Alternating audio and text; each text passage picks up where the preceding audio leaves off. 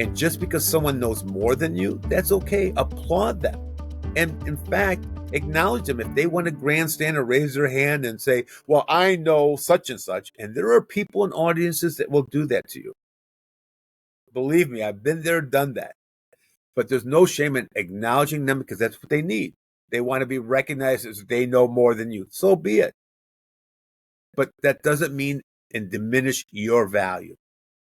So that skeptic, that anxiety that you may be experiencing, not only in presenting, but feeling that there may be others that know more. Believe me, regardless of who you are, I don't care if you're the most famous person in that niche. There are other people who know other aspects that are more knowledgeable than the person presenting. So you need to dismiss that from your mind, your anxiety. Rehearsing is key.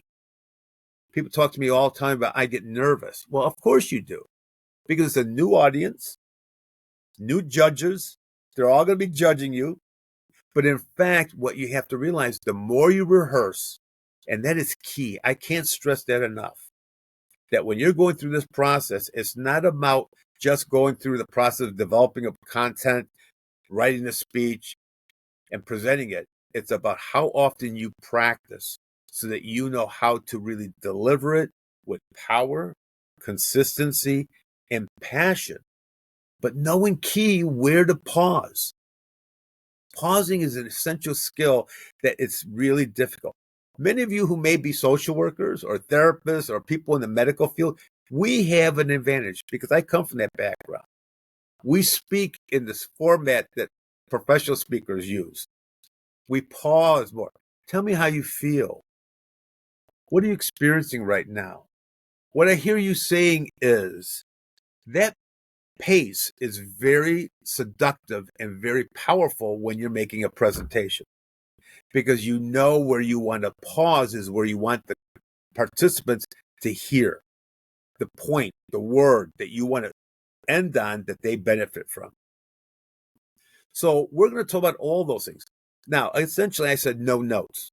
And I don't want to frighten you. Because quite frankly, when you're starting out, I don't have a problem you using note cards. But I don't want you to write the whole speech out. If you're reading, is definitely. When you look at teleprompters that politicians use, it's the whole speech that they're reading. That's not what I'm asking you to look at. If you have note cards, look at it like a table of contents, bullet points, so that it should be able to keep you on track, but you're only looking at it for the nugget that helps you speak and keep on track. So I don't want you to be frightened by the fact that you're on this new journey, but I also want to applaud you for your diligence and your commitment to doing this, to really position yourself, because you are all experts out there. You may not think you are, but you are. But it's important for you to think about presentation is also about your appearance. We're going to talk later about that, about how important it is for your impression. People judge you by what they see. You may not like that, but it's important to really look at it's the package. You're like a billboard. From the moment you step up and they're introducing you, everyone's examining you. They're looking at you up and down. Hairstyle, glasses, clothing, shoes, fingernails, everything, facial hairs, like myself. I mean, they're going to be judging you, and it's very uncomfortable as they're introducing you and everybody's staring at you. There's a part of you that has to be comfortable in saying, this is who I am. I like to look at it this way, and it may sound humorous to you, but walking out as your naked truth. Visualize in a way that you're actually walking out there in your underwear and don't really give a crap because it's you and you're willing to give them a gift. If you could psychologically position yourself as comfortable in yourself, it's going to be natural and genuine. I don't want the word authentic. It's overused. I want you to be comfortable in your naked truth, to say to the audience, here's who I am, and I want to gracious you with this information.